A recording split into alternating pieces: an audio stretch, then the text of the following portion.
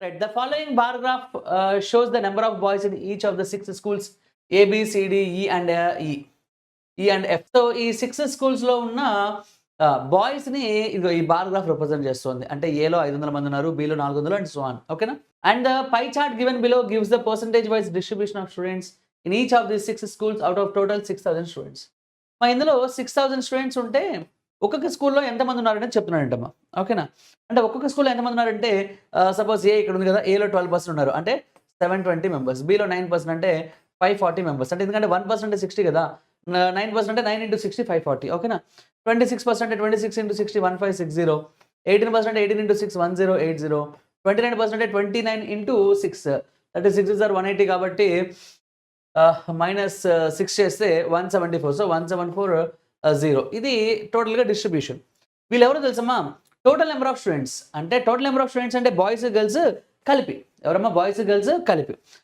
ఇప్పుడు మనం అబ్జర్వ్ చేస్తుంది ఏంటంటే ఇదేమో టోటల్, అదేమో ఓన్లీ బాయ్స్. అంటే ఇప్పుడు మీరు అబ్జర్వ్ చేస్తే స్కూల్ ఏలో 500 మంది బాయ్స్ ఉన్నారు.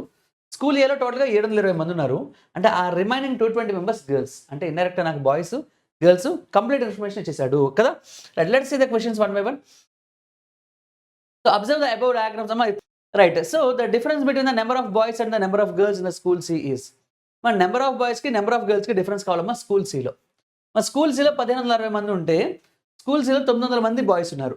అంటే ఈ 1560లోంచి ఓకే 900 మెంబర్స్‌ని తీసేస్తే 660 మెంబర్స్ గర్ల్స్ ఉన్నారు. What difference between boys and girls అడిగాడు కాబట్టి 900కి 660కి డిఫరెన్స్ అంటే 240. ఓకే 240 ఎక్కడుందమ్మా? ఫిఫ్త్. అంటే ఫస్ట్ ఏకి 5 ఉండాలి.